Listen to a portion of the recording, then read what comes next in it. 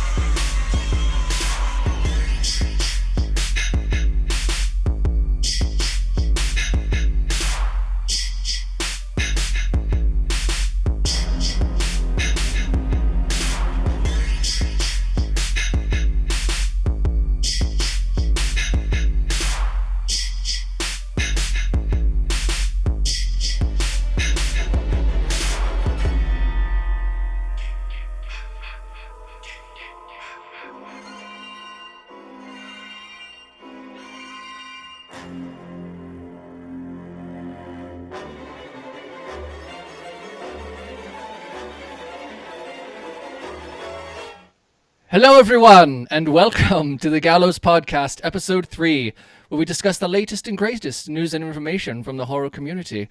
With me, as always, is me, myself, and I, Jonathan Leday. I had to, man. It was just funny. I was like, oh, fuck, I'm going to do it. I'm just going to throw it out there and be absurd. And my delightful, delicious, wonderful co-host, Thomas Paxton, as always. Whoa! Hi, guys. What's up? So, yeah, guys, today we're going to be talking about, well, we're going to talk about a shitload of stuff today, actually. We're going to talk about ABCs of Death. We're also going to talk about Southbound. We're also going to talk about Annabelle.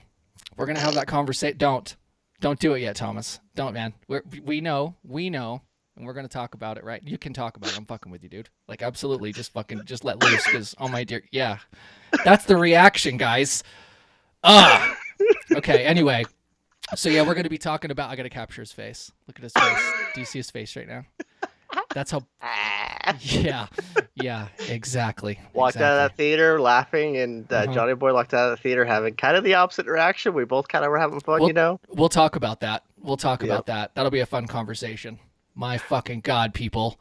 All right, so what we're going to do, we're going to kick it off. We'll start with the ABCs of Death. We're going to fire up the trailer for it so you guys can get a feel for what we're talking about. If you've seen it already, then, yeah, feel free to chime in the comments. Rachel's here. Rachel's like, ooh, the ears are lit up.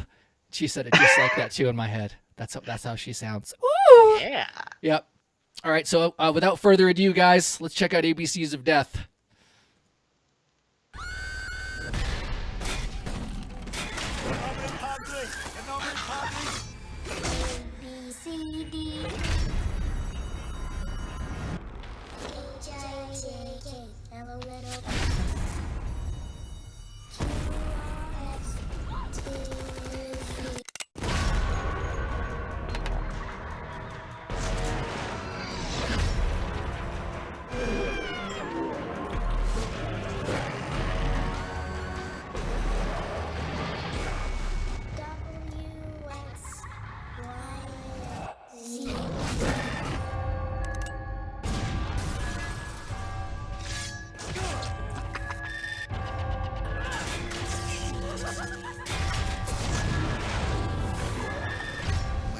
Promise.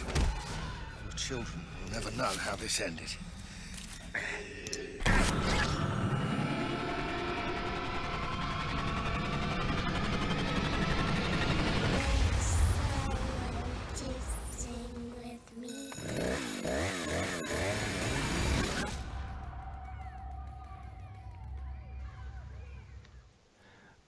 All right, guys. So this movie's pretty awesome. It's a little difficult when trying to talk about, I think Thomas will agree, when trying to talk about anthologies, because there's so much shit, there's so much content involved, with a movie like this. Overall, I thought that the stories were diversified enough that it felt fresh throughout. The thing is, I can't say I would consider every single one of them horror, but enough of them were that I classified as something that we should go over, we could talk about in the podcast.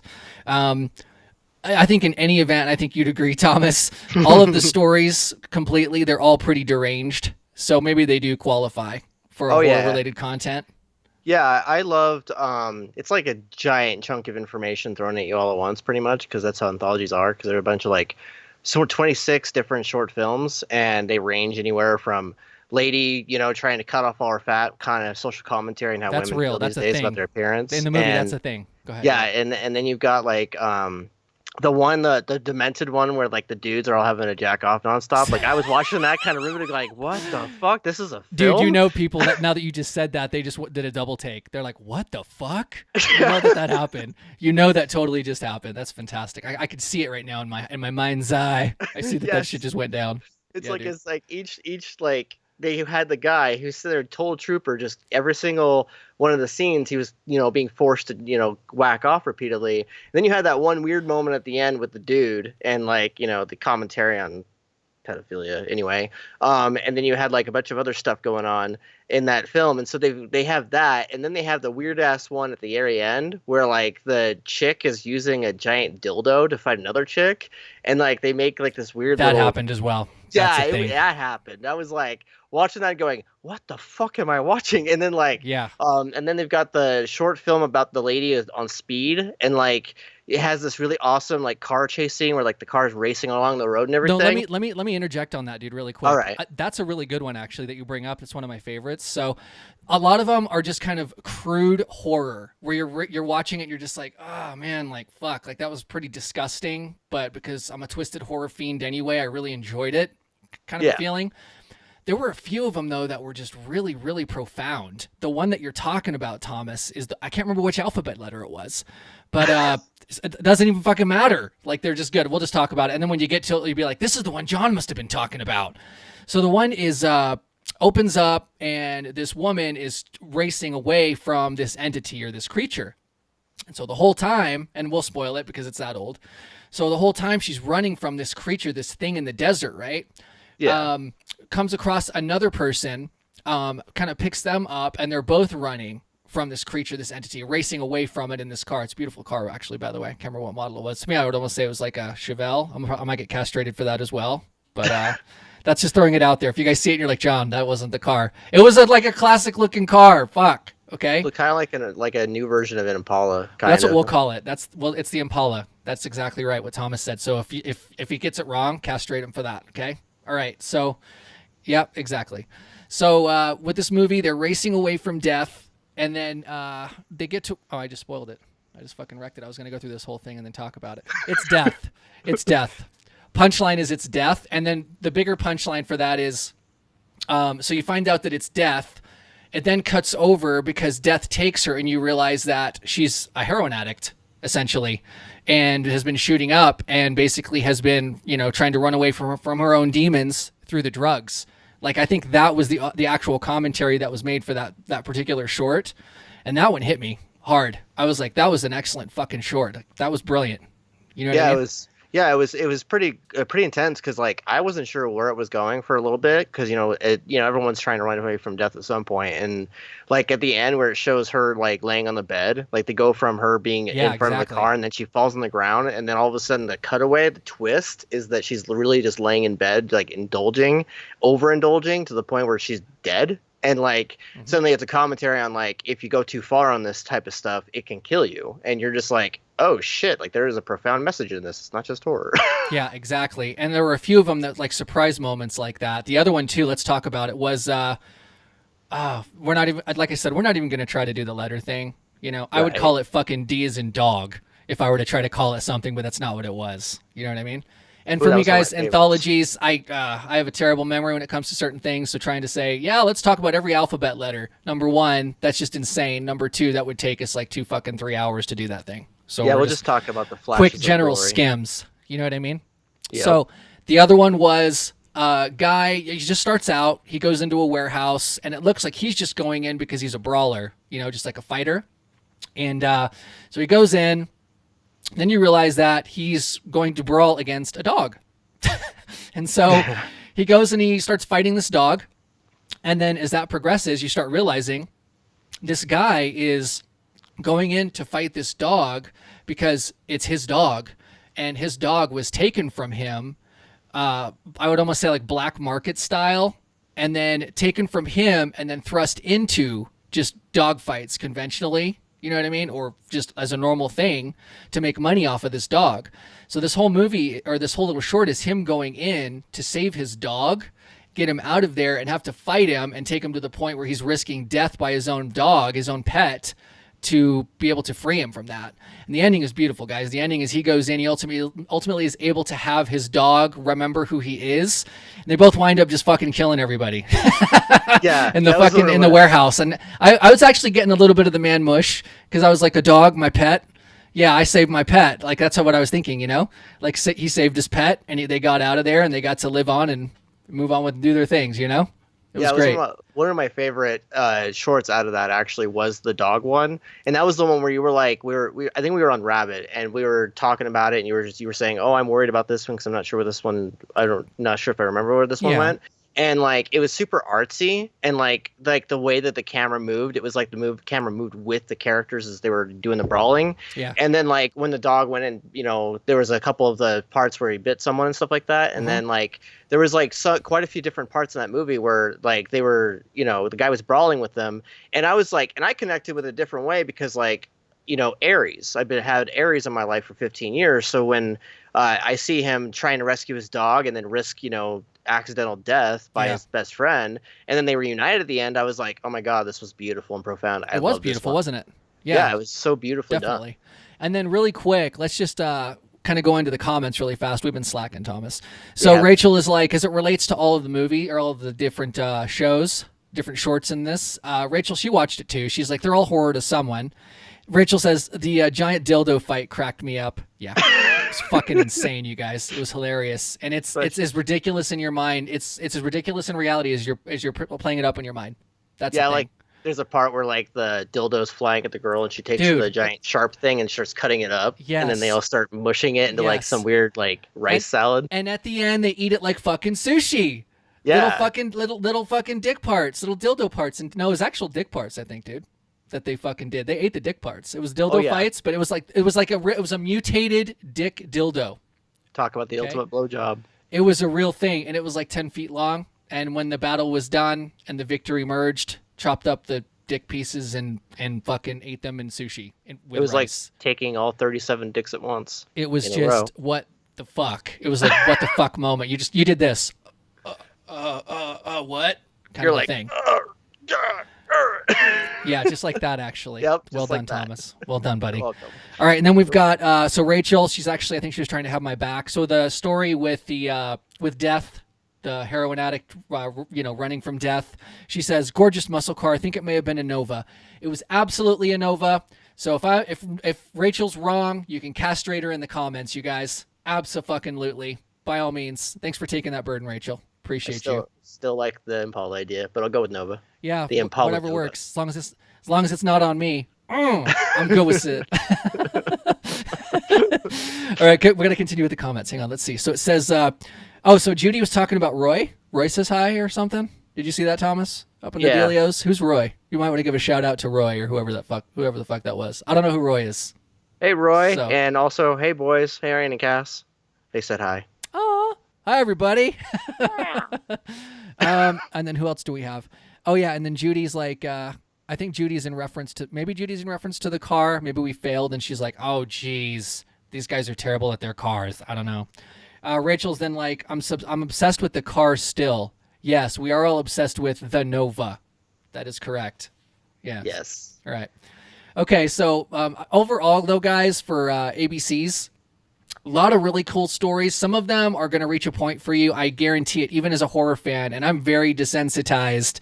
You'll be like, oh man, like that was hard to watch just because of how nasty it gets. I mean, like gore-wise, content-wise, the suggestive nature of the shorts themselves. They push the envelope, but in the middle of all that, you have these little nuggets of just morbid horror, delicious amazingness that you'll find, like the dog one or the one with the woman running from death. There are really good stories in there, quality stuff that it makes it worth it to watch all the way through. It's not to say you're going to suffer through the whole fucking movie and feel like, oh my God, I don't want to watch this anymore. It's twisted and compelling enough that you're disturbed and you kind of feel it and you're like, but you want to keep going. But you'll have some of those where it really leaves you with a, oh God, I didn't think I would say something like this, a heartfelt remembrance of the fucking movie. Right? I have to say the one that stuck with me a lot, though, and I kept thinking about it. It haunted me in my dreams and everything, and it probably haunts every woman out there. Oh, yeah. The one that really struck me hard at the core because of how much people obsess with their appearance and they obsess over beauty and everything. I know what you're doing, dude. Is that one? Like I got up off my chair and to go move my phone because it was gonna die, and I about fell because I was like, oh my God, it's like I'm so dizzy right now because that one where the lady has to she decides to she just has a breakdown, and she takes the freaking chainsaw to herself and stuff. I was I was like, oh my God, this is demented. If you're a horror fan and you just want to see bloods and gore, that's definitely one to see, especially to remind women you are beautiful. Gorgeous. You women are fucking gorgeous out there. And don't be self-conscious about your size. Don't worry about it, man. To each their own. You're in your own flesh. It's yours to command. It's yours to be in.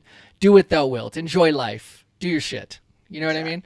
That's what it comes down to, because she's so obsessed with her appearance that, she goes and she takes. I would say it was almost like a turkey cutter, is what you'd call it.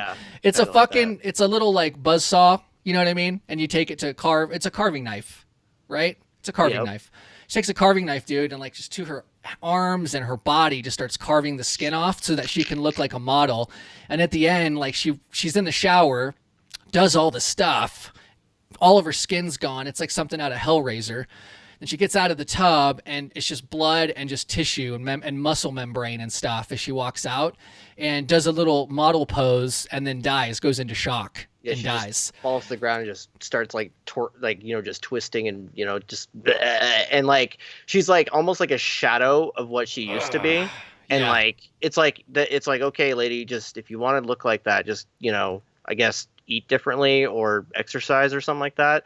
Don't be killing yourself, especially for your appearance. It's not that important. Yeah. Exercise, diet, do those things. Don't cut your fucking flesh off. Definitely not a good way to go. Right? Yeah, so that's pretty terrible. Good goddamn. That one's really, really graphic, guys. So seriously, warning. If you don't like the Pesquetios, you don't like that level of gore, you'll get to it. You'll know what it is. We don't even have to know the fucking letter. You'll just understand, and you'll be like, oh, okay, maybe I should be scared about this one. Embrace yourself. Get moral support. Exactly. Kind of thing. Yeah. So this one, guys, in terms of a rating, I know we kind of try to start doing this rating thing. That's kind of an informal rating thing. I'm working on it, guys. I'm going to get us a formal rating thing. I'm going to make little pretty graphics and shit for us. It'll be great. But this one, just because it's a mixed bag when you look at, okay, what am I going to watch? It's going to seriously psychologically fuck me up versus what's really, really poignant and profound in the movie. I'm going to give it a 6. Because for me, it's the balance of it. You know what I mean?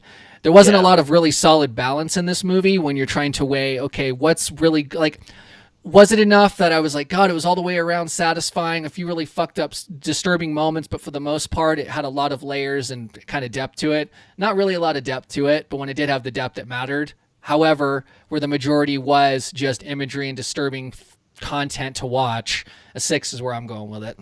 So. Yeah, as far as that goes, if I'm gonna rate ABCs of Death and rate based on structure, quality, that sort of thing, and because there was a couple times when we got halfway through it that I suddenly forgot what letter we are on, and there was a couple different the small animations where the kid is on the toilet and the toilet's trying to eat him and stuff. Claymation, by the way. Yeah, it kind of freaked me out a little bit because I have a 4-year-old and he's trying to go potty and stuff, and so I was like, ugh. And so I would say structure-wise and resoundingness, is the movie going to play in my head after I've left the theater type of moment? Mm-hmm. I'd give it about a 6.5. You're going to go there, huh? Okay, yeah, fair enough. I'd give it a 6 because I wanted to try to give movies a 7, solid.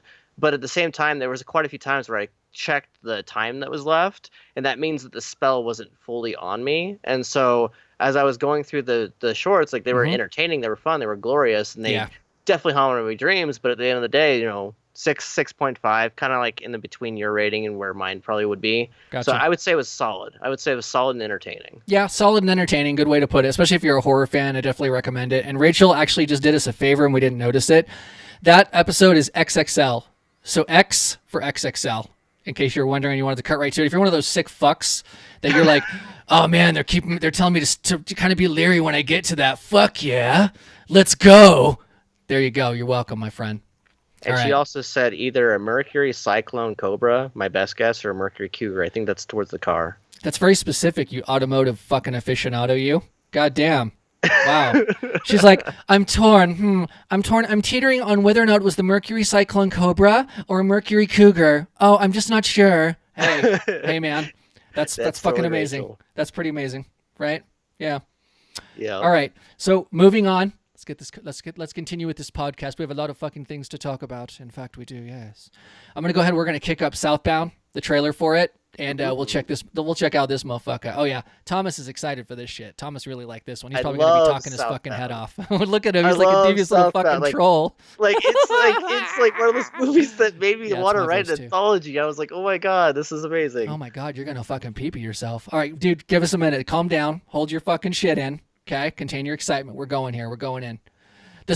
Without further ado on this, officially, the Southbound trailer.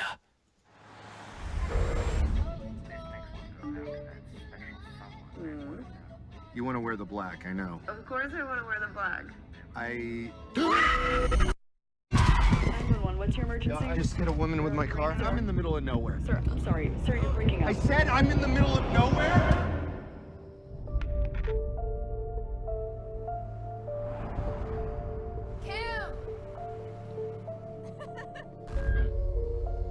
We still have this one last weekend, though, little girl.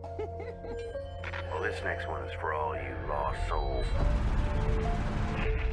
All you sinners racing down that long road to redemption, but heading straight into that pit of darkness up ahead. We're all on the same endless highway. Ugh, of course we get a flat. Guys, car! Why don't you come to our place?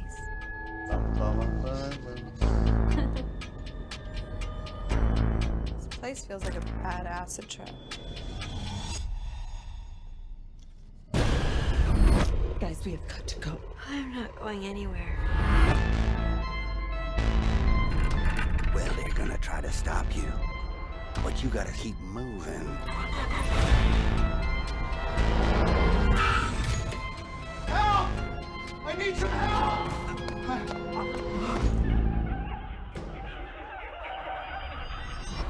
I don't deserve this.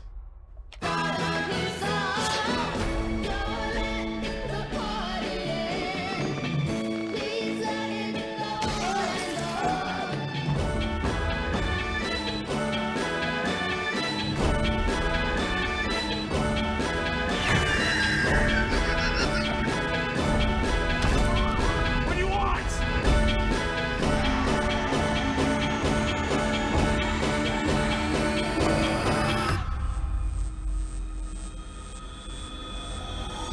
We're all just trying to find our way home. That's life, right?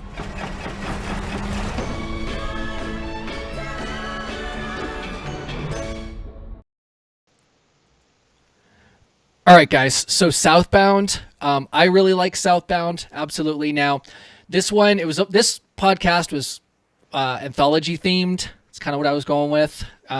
This is a really unconventional anthology film, only because there is no distinguishing. Oh, this is fucking this is X for XXL. This is D for dog, and like titles that segue you into each one. This is like an ongoing narrative that transitions very subtly without any sort of title or notification that it's a new story, that it's a new part of, like it's a completely different branch of, it's a completely different story. Let's just leave it at that, basically.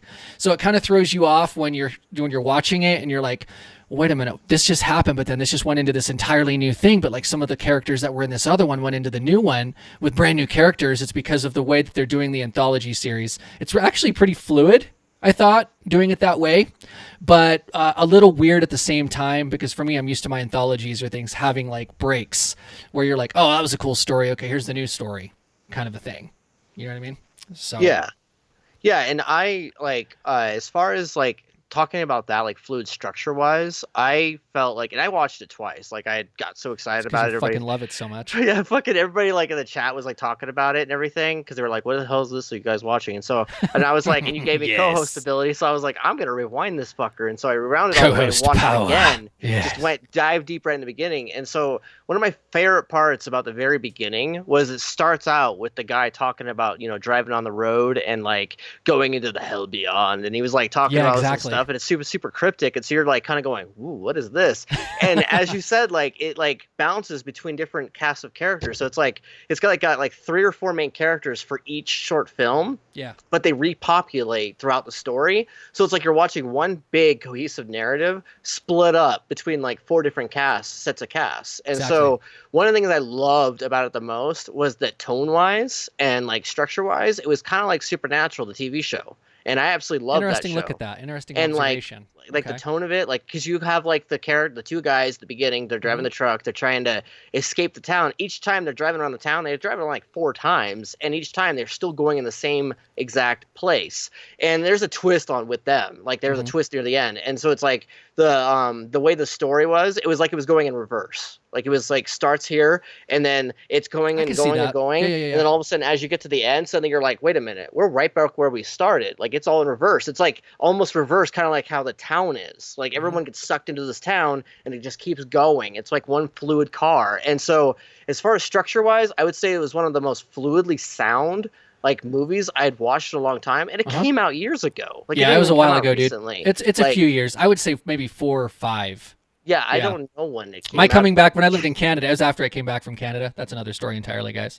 Yeah. But it was about like 4 or 5 years ago, I think. And when I first saw it too, I was blown away. That's why I decided to put it on here. And I saw, oh my God, it's on Facebook Watch at a decent quality visually. Fuck, let's do it, man. Throw it on. You know what I mean? Yeah, there's like a couple different parts at the beginning where like it shows these Reaper characters, like as the character, like it shows like one of the characters in the story dies, and then they become this Reaper, and the Reaper starts chasing after the characters. Yeah. This is me saying this out of context, so it's not spoiling anything. Dude, no, we're talking about it. We're having the, just go ahead, go for broke. So basically, like the explain 2 guys at the end, like the way that the twist works at the end is you spend so much time with these other cast of characters, like in the middle and like the beginning and the end, that you almost forget about them entirely. And then just like when you see them again, you're like, oh my God, my old friends. And then you find out that the old friends are actually kind of douchebags, and like big time douchebags. They end up going after this lady and her family, and it's hinted that the dad wronged them, but he never really explicitly states exactly what he did.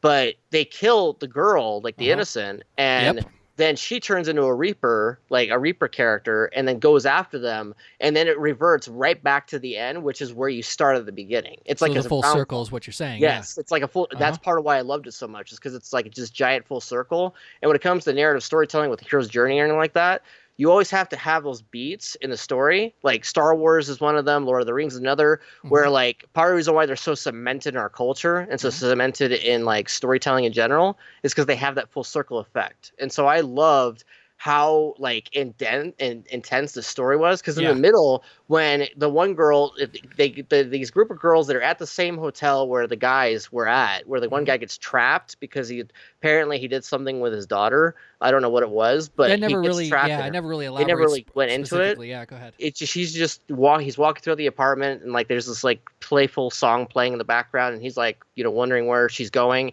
Chases after her and finds out she's song, gone. in fact, it was and great. So he's kind of stuck, like he's almost essentially in mental hell. And then you have these characters, these girls who are apparently part of a band. They get stuck into going into this cult of Satanists, and so you're like breaking down this. You're trying to break down the anthologies right now, essentially. Kind of like that. So basically, what happens, guys, is like Thomas is saying, there is like, and it's a really cool way that they pulled this off. There's one complete narrative, which is essentially the guys you start with, who you're like, oh man, these guys are just trying to get away from these supernatural creatures, and they're fucked. Taking it all the way full circle back to, you find out what the reality of the situation is, and that they pretty much deserve what they get, kind of a scenario. But in between that, from start to finish.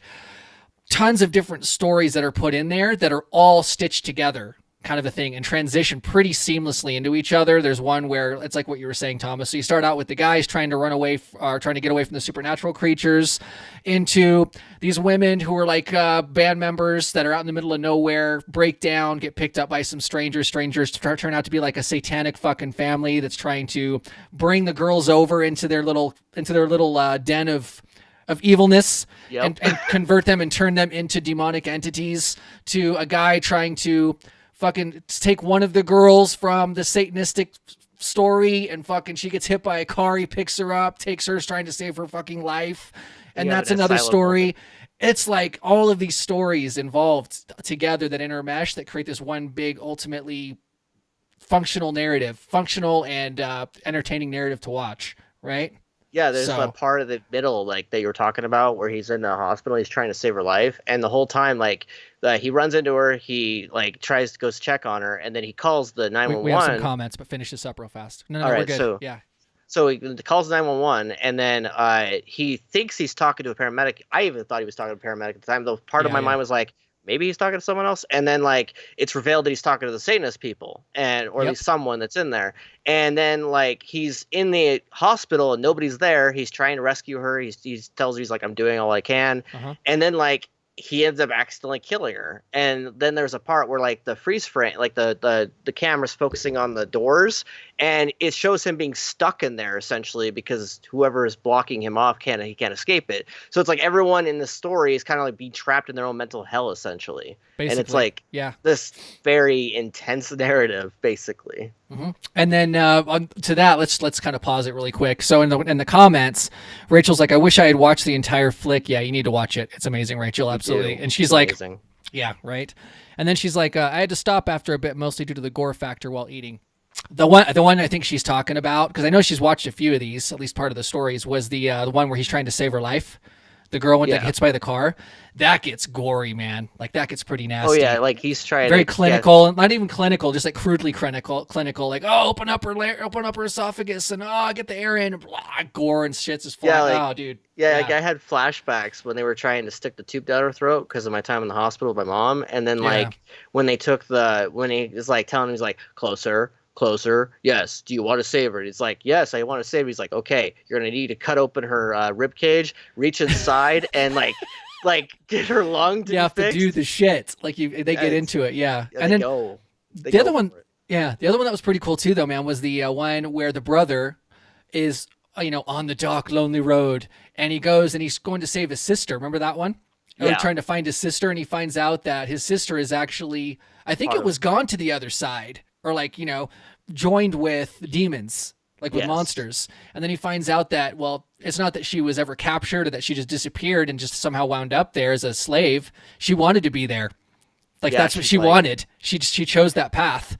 Yeah, and so, tells, do it, man. Go ahead. Yeah, she tells him, she's all like, because he's like, I'm trying to save you. I'm trying to, keep you out of this. And she's all like, I want to be here. Like, why are you trying to save me? Here?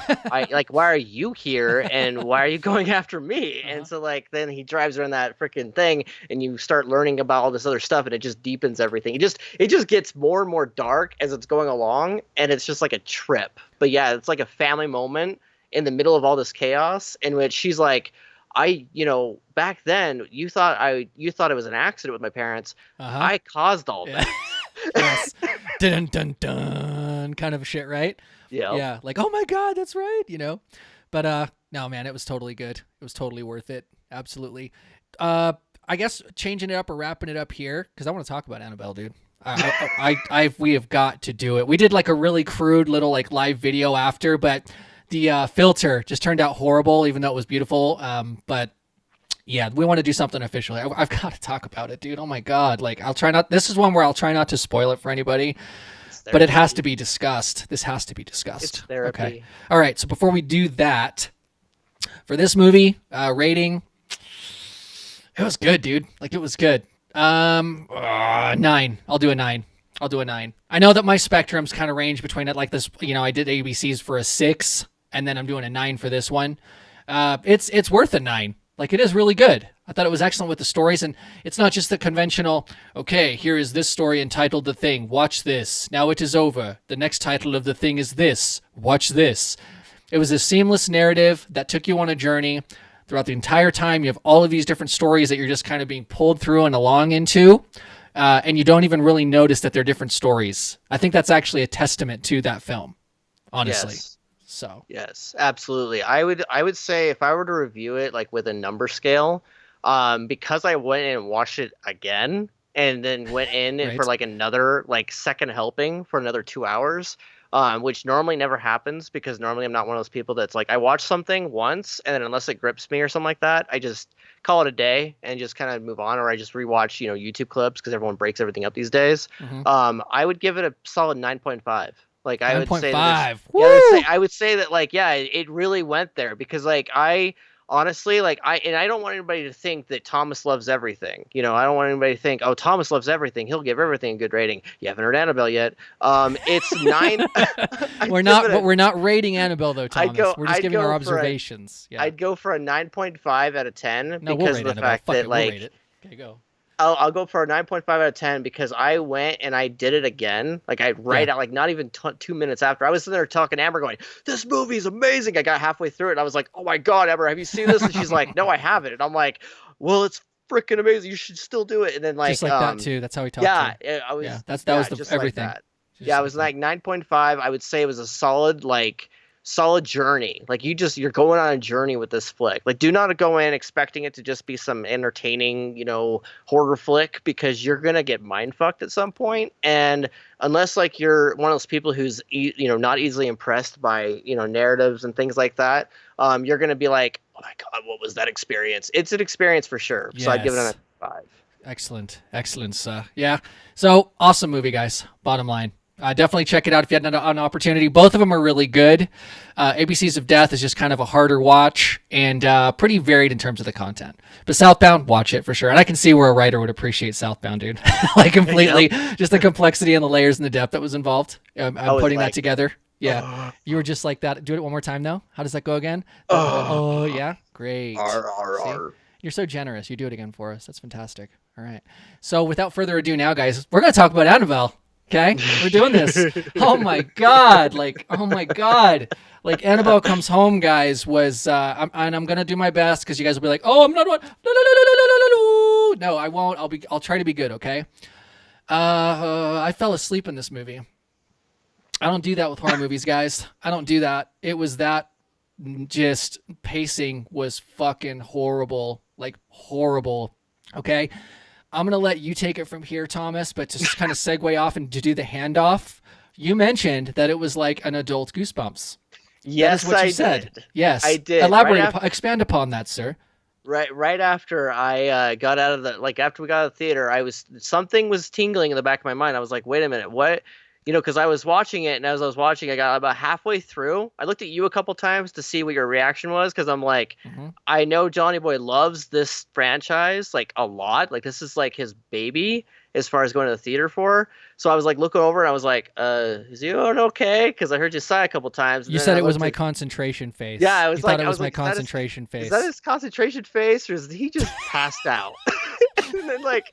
and then I was just sitting there and I was watching this, and it nagged at me because we got about halfway through the movie and they were doing all this development with characters, and then monsters started popping up, and I was like, why do I feel like this is an aged up Goosebumps movie? Seriously, dude. I agree with that. It's very well said. Go ahead. I was in the car and I was like talking to you after the video, after we did the initial reaction video, and I was like, I was expecting Jack Black to pop out of nowhere. I was expecting some other stuff to start happening for some reason, because it seemed like they would show the monsters and then they'd cut away, and then they'd show other stuff and then they'd cut away, and they seemed far more interested on showing who this little girl was, who is the daughter of our main characters. The Warrens. The daughter of the Warrens. Yeah. The Warren Judy. Family. Yeah, Judy and the Warrens. I love the Warrens. Like my favorite film still in this entire franchise is the first Conjuring. Pretty good because stuff. I really identified with I think his name was Ed Warren, and maybe I'm wrong on that one. No, but you're right, dude. That's it. Yeah,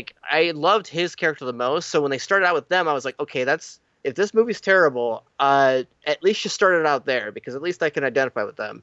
And then like they start showing the kids, and there was like the scene in the grocery store. There's some other scenes in the house where I was like watching this, and I'm like, what the fuck am I? This is awkward. Like some of the parts in this movie, I was like, the dialogue and the script was awkward. I was like, did someone tell them, be like, Marvel uses comedy a lot, let's make people laugh? And then like to almost feel that too. That was the thing. Yes. And like there was the part at the beginning where like the priest was sitting there throwing the water at Annabelle. It's not really a spoiler because they do it every movie, but they threw it at the water at the freaking. It's like a horror movie trope. It's like a horror movie cliche. Yeah, it's like they throw the water at him, and the whole time the priest is like, the thing compels you. And the whole time I was thinking to myself, the body of Annabelle compels you. I was like, what was this? Like, did they just read the script or something? And like they had the script like hanging off to the side, and they're like, hold on a minute, let's reshoot the scene. Yeah, that's what the dialogue said. Dude, let's say it. Yeah, and here's where I'm expanding on it too. It also felt like, okay, here's a checklist. Okay, so we got the family development, character development. Okay, on check. Okay, and then we've got the little scare scene. Okay, check. Oh, and then but we have to have our little cheap scares that don't have any payoff in there. Okay, check that off. Like a procedural fucking movie that was just put together to be put together to like just say, yeah, we did another Annabelle movie, which is disappointing because Annabelle Creation as a prequel, like as the fucking origin story of Annabelle, was amazing, disturbing, great pacing, didn't have fucking cheap jump scares that didn't have any payoff. Like, it was a phenomenal film. Following up with this hunk of shit, I'm sorry, I'm gonna say it, guys. It was like, what? No, don't do that to this franchise. Don't do that. Don't make me fall asleep. Here's the thing, guys. Here's what it was like, okay? So I'm watching the movie, and I had worked all day, okay? This is at 10:20 at night, right? I was watching the movie, and, stuff was going on. I got a few little scares, and I'm like, okay, great. Wow, okay, good. It got to a point where, there's all this quiet, and it's supposed to be creepy because the girls are walking around the house, and there's, like, little scary bumps in the night and shit. The ambiance, just the pleasant hum of the household and the dark with no lights on. It was so nice and so pleasant in a horror movie. I fell asleep. I fell asleep. I just nodded off. It was nice. Like, I fell asleep and I nodded off. And then all of a sudden I heard a roll, like the scare thing, and it woke me up, and I was like, oh, I'm back. Okay. And it was really nice because I swear it was probably like 10 minutes worth of a little nap time. That 10 minutes right before I got that cheap jump scare again brought me back so I could finish the movie. Like, it helped tremendously. It really did. And that way I could just finish watching it. I was so upset with this, guys. Like, I really was. I was so disappointed in the franchise. And I understand, we're trying to take it because the Warrens, oh my God, we should know the names of these characters, dude. We got to do a little better homework than what we're doing here, moving forward. Okay, that aside, don't worry about that right now. Right. But just the death of Mrs. Warren, right, recently. And they kind of did tribute to that at the end. Yeah, that might have been part of it to give her like a happy send-off, but you didn't have to make it a fucking adult episode or movie of Goosebumps. Like, the whole thing was just like this happy, uplifting thing. And, just it didn't work. It was, they needed to just take their time and not do a check-off list for something like that. This franchise is something you don't want to shit the bed on. So yeah, I would say, like, because I like to focus on the positive in storytelling, not just the negatives. Sure. I would say that the positives that I'd have to say about this, especially if the director, because the guy who directed it also wrote the screenplay, and then the guy who did the recent Aquaman, and also did Fantastic. James Wan. Which one was that? What? No, I was just saying James Wan. Yeah, James. Yeah, him. Yeah, he produced it, and he also helped write it. I would say because they were trying to structure this whole narrative around these three girls, like Judy and her friends, and the babysitter, really, and then her babysitter's friend. Yeah. And they were trying to structure everything. I would say at least they gave the one lady payoff with her dad's death, and then they gave, which happened before the movie even started, so it's not a spoiler. And they had the one babysitter lady with her issues. Like, they had their issues in the story, so they at least gave them closure and gave them payoffs in the story. Individually, building, individually. But as a horror flick and what your expectations are going to be for Annabelle, like, you're not going to get payoff. You're going to walk out of this movie and either have my reaction, where you're laughing like the Joker at the end because you're just like, oh my God, did that really just happen? Or you're going to have Johnny Boy be like, oh my God, wiping sleep out of his eyes. I was going to say, asleep. Or you'll have, you'll be coming out of there and you'll like have the sleepy crusties in your eyes, and you'll just be like, Oh, that movie just sucked. And that's what happened to us. And then at that point, I felt compelled to do that really quick live video, you know, that we did, kind of a thing. That's in our, we have a closed group that I admin, just so you guys know, because this is public. Okay, this is our official podcast. So, yeah, we did it in there, just so you guys know what the fuck we're even talking about. But it was just like a little crude thing, but we had to share it in there as well. Annabelle Comes Home was just, basically. And you know what, though? I'm going to be positive, too. I'm going to be a little fluffy. I'm going to be bright-eyed and bushy-tailed about the happy parts, okay? Best thing I can say for Annabelle with the happy parts is that when they do the actual scares, like when they put the meat of the movie's scares into it and they bring it to you, you get about, I would say, 15 total minutes of scare and legitimate fear, and you feel it, and it feels good. It's like, okay, this is Annabelle. And it's not going to spoil things for you. Hopefully it compels you, but they do introduce demons into this one alongside Annabelle. So you don't just see Annabelle, you see like all her little friends that come in and want to do the evil, devious shit. And you'll find out who they are and what that whole thing is, right? When all of that starts happening, that is great. The rest of the movie, like hour and fucking 15 minutes of the movie, is just build up, cheap scares, no payoff. And when I say that, guys, I'm not kidding. I'm going to say one thing. Okay, because it doesn't really spoil anything because it's a cheap scare and it's useless. So in the car, they're trying to find out where they're going, okay? She fucking picks up a map and she's looking at the map, and it's like a shot from her side, like left side, okay? So you're like seeing her look at the map, and you can see out the car window on the right side. And so she's looking at the map, and she takes the map and she puts it up on the window so she can like look at the whole map, right? And then she's like looking at it, and she takes it down and looks at it again. And of course, that's supposed to be one of the scares, kind of a thing, right?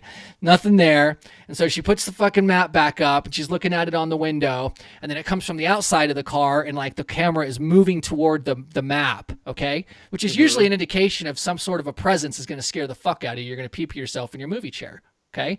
Goes in, she has the map, pulls it down again, and it's nothing. Just a cheap scare. That is probably what best defines this movie, about 80%. It was fucking ridiculous. Seriously, guys. So yes. I'm not even going to entertain it with a rating, because it probably, for me, and I know this is probably emotional investment in this too, or emotional attachment, but emotional attachment to its negativity. Just get on demand, dude. Don't even worry about the theater. Seriously, if you're bored one night and you're like, oh, the new Annabelle came out, John said don't watch it in the theater, but maybe on demand. Plug it in, and maybe do it discounted on demand. Don't do like $6.99. Don't do $6.99 or $5.99 on Amazon Prime. Like wait for it to be like $3.99. You can watch it in SD. You know, you could just settle and watch it in SD. You'd be okay. Yeah, HD really is not going to help you. Not at all. Really. Like No. you're like, yeah, sure, your screen, if you really want to see Annabelle in all its HD glory, go ahead, especially with that really cheesy ass like border at the beginning of the movie where like they have like this text going up the screen saying Annabelle. It makes it you think that you're going to be in for some really nice scares and stuff.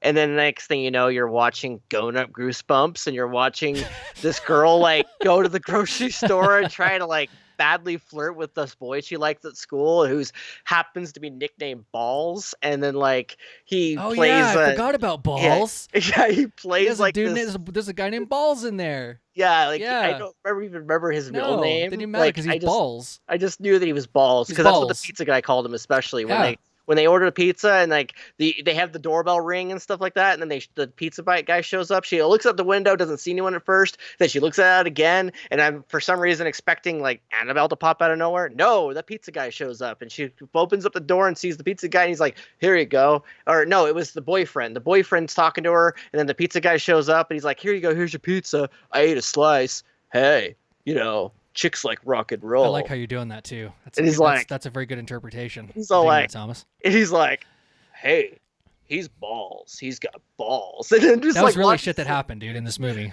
Yeah, it was, and you know what? Rachel in the chat, she's bringing up a really good point. She's like, they just wanted to milk the cash cow. Amen. They did. Close the book on it. That's exactly what it was. That's what it felt like to a T. So, if I were to rate this movie, I would call it. I don't even know if I'd even give it a number. That's where I'm at, bro. I think I wouldn't even go there, man. Dog shit squared. Yeah, dog shit squared with an on demand. With a little tag for on demand and say, no, it'd be on demand. Purchase this or rent this on discounted on demand in standard definition, because HD won't fucking matter. Yeah, That's what you'd want to do for your fast forward to all disclaimer. those You know what I great- mean? Oh my god. Fast forward the part where she's going into the Oh my freaking hallway. God, And she's the guy with the coins on his eyes and shit like that, and like there's about like if you want to see like monsters in this movie, you're gonna see them for like 5 But seconds. still, not even like that. And the actual design of the creatures and stuff when you do see them, it's uninspired, honestly. Yeah, with what I've seen lately, and La Llorona, wasn't even, I wouldn't even say it's close to one of the best movies when you're talking about like the Conjuring universe, but she was still engaging to watch. The CG was a little and I think I said that in the previous review or the previous podcast that we did, but it was still a way better story than this one. This was just horrible, man. Fucking just ridiculous. So on-demand standard definition, absolutely. This was you with La Llorona for a bit. Oh, and then this is you with How does that go again? How does that go again? Show me. Oh, that was me. Is that what that was? Is that how you kind of? felt? Yeah, and then with Annabelle, Oh, you thanks were like, for that, you jackass. and Annabelle, you're just all like, Yeah. So I think what Thomas is trying to say, I was actually engaged in some sexual act in my own mind when I was watching La Llorona, and then this other one, I was just in a beautiful little slumber. Yeah. with Okay. movies Thanks, you absolutely love, Thank with you so movies much you for love, that. like with Endgame, I was like, oh, and then with You're like, into that. Woo! yeah, like you Alright. get really like sensually engaged in movies, Sensually especially if you're like engaged. passionate about them. Like it's like a love letter of Sexually sorts. engaged. Yeah. Yeah. That's what this movie could have been. This movie could have been a total love letter because, like, it's Annabelle Comes Home, and then Spider-Man Homecoming. It was Spider-Man coming to Marvel and stuff like that. And so Right. with this movie, it was like Annabelle goes Goosebumps encore style. Goosebumps. Correct. Yes, I agree with that. Absolutely.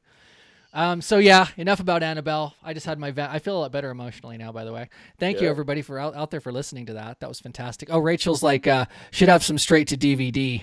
Yeah, it's actually, we could make it even worse for them and say not even on demand, standard definition, just, go DVD, which I would never purchase DVD ever again, which I think is her statement that she's trying to make, So, and we've got about 10 minutes left for the podcast. I was going to mention this. Actually, guys, check this out. Look. Let me see if I can stand up and not fuck it up for everybody. See this? Doo-doo! See? I'm going to fuck up my green screen a little bit. You're going to see this, the magic behind the madness. See the Stranger Things? Yes. That's part of the upside down. That's what you saw in that weird fucking little fragmentation in my thing. That was like the upside down coming through my chest. That's what that was. That wasn't that wasn't a tech issue. I love the shirt. I love the Stranger Things shirt. I'm so hyped for Stranger Things. Like, you don't even know. Like, every single time that show drops on Netflix, I get really like spiritually excited and like very sensually excited, as we talked about. Even though it's a show with sensuality kids. going on And today. like my brother and I would sit there and we would spend the entire weekend just binging. And I have no homework for until like probably September. Good. So when Stranger Things happens, like for the I'm gonna be podcast. like right there. And like Stranger Things is kind of horror-ish. Like I described the first season as kind of like Nightmare or not Nightmare on Elm Street. Like it's like I described it as like the Stand meets like the Goonies. Well, dude, Stranger Things, like just by nature, is an homage to all of the 80s stuff, right? I mean, I could see like Goonies in there. I could see E.T. in there. I mean, all kinds of cool stuff. Not to mention the soundtrack. This dates me completely. That takes me back, man. Like all the shit that they do and the references and stuff that they make. The Eggo waffles. It's like, oh my God, Jesus Christ, this is great the way they incorporated all that stuff. They have to have Annabelle to make you appreciate Stranger Things more, to make you appreciate all the good things. No, in they life. don't. They never have to have something like that ever again. No, they don't. And stop tainting the Stranger Things, ending fucking epilogue conversation we're having here, you bastard. Okay, we're talking about Stranger Things now. God damn it.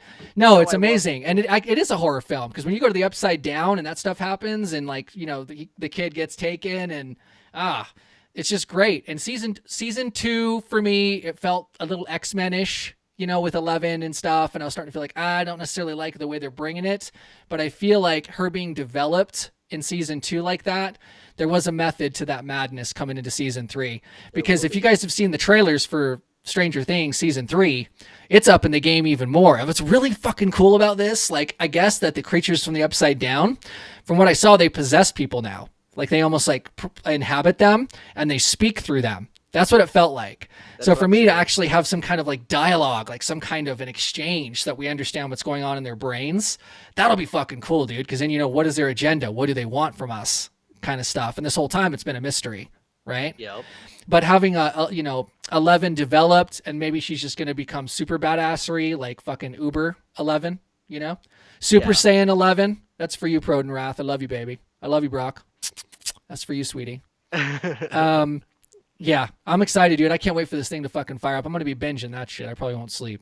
So, Especially the end scene where at the end of season 2 when 11 is like trying to fight the big bad guy, yeah. and then like they hint at the fact that he's now breaking through that barrier, and now in this new trailer for the season they're hinting at the fact that the Upside Down is going to enter their reality, and so you're going to have like this collision of different stuff that is getting like this new chaos that's happening in the new season thanks to all the stuff that happened in the season 2. So it's like it's going to have this nice little payoff and homage to the first 2 seasons, which is kind of like a callback. And so it's going to feel like a circle, effect. It's going to feel like that full circle type effect when it comes to Hero's Journey. And it kind of makes me think of the guy who plays Samwise, who's in the second season. And he's like the Bob, he's the hero. And like, I honestly, like when he died at the end, I was like, oh my God, please, no, Samwise, you're supposed to help Frodo get to the mountain. And like, then I was like, wait, wrong show. But I was like going, he's such an awesome character. Like Bob was such an awesome character. I was like, not only is he going to get with a cute chick, but he's going to be a hero. Like he is getting the ending they all fucking want. Like he's, he's getting the send off. Like, what are they going to get? Like, they're going to be like, here's an ice cream, save the day. Woo. Instead he's like, speaking of that, guys, let's be poster boys for Baskin Robbins really quick. So Baskin Robbins, they have promotions going on right now for Stranger Things. They even have like Stranger Things themed ice cream cones and shit. So if you wanted to do that just because of the season 3 coming up, and the ice cream whole thing they have going on in there. I guess the teenagers are fucking working at an ice cream shop or something, right? God damn it, now I want ice cream. Fucking A, dude. I know. Baskin Robbins has this big thing going on. Just so you know that. Go check it out. Go online, go Google it or whatever. I'm actually going to go and fuck around with it and have some fun with that. Eat some delicious ice cream. Sounds good. Yeah. But in this case, for this one, just kind of finishing it off, it also sounds like in Stranger Things, they made mention in the trailer that, they never left. Like they were always here. And I think what that is hearkening it back to the boy who was taken, right? And then he came back and he was still kind of and at the end of season 1, I think, right? He was still infected.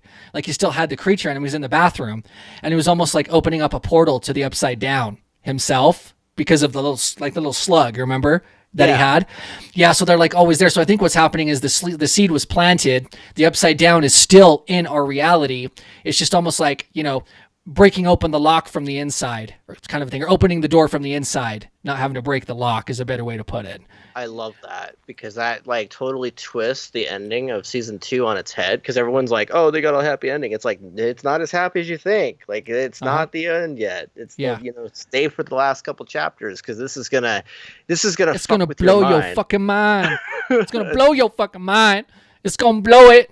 Just like that. With lots of egos too. Lots of egos out of your fucking mind when it blows. Yes, that's what it will do. Absolutely. Be funny as if I watched in the first episode. Be funny as if they had like 11 carrying around like a bottle or a tub of Baskin Robbins and like it's like a plug.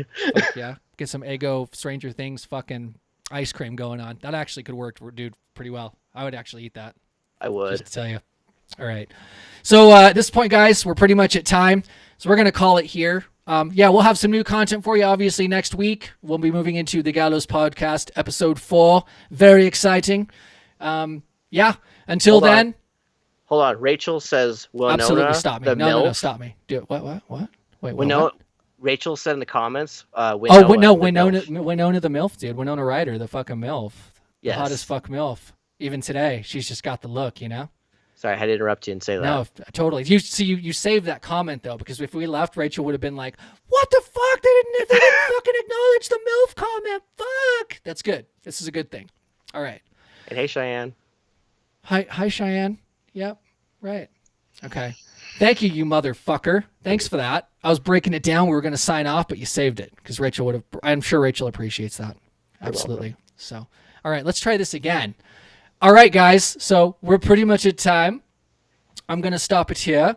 Next week, yes, Gallows Podcast episode 4. We'll have some new content for you. So keep on the lookout for that. And then Thomas and I, again, we always like to say it every fucking week. Thank you very much for tuning in and watching our podcasts. You don't have to do that. We try to make it entertaining for you. And we love the fact that you show up and, we adore you. Yes. We love you all. We love you so much.